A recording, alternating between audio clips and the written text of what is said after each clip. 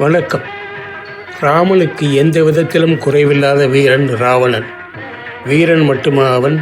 ஒரு சிறந்த கலைஞன். ராவணனை போன்ற ஒரு கலைஞனை பார்க்க முடியுமா என்பது சந்தேகமே. ராமனின் அன்புபட்டு உடம்பெல்லாம் புண்ணாகி அரண்மனை வருகிறான். அந்த வேதனையிலும் அவன் பாட்டன் மாளியவானிடம் ராமனின் வெள்ளாற்றலை வியந்து பாராட்டி விவரிக்கிறான். ராமனின் வில்லிலிருந்து அம்புகள் புறப்பட்டு வந்தன. எப்படி தெரியுமா?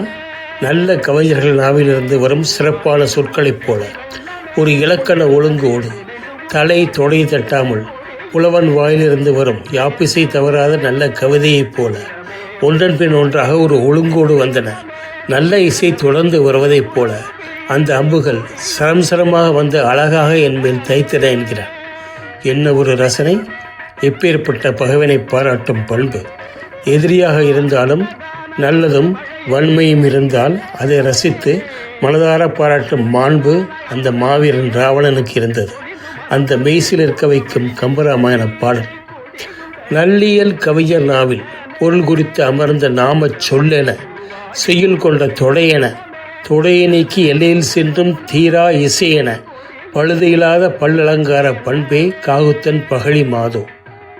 பிடித்திருந்தால் பகிருங்கள்.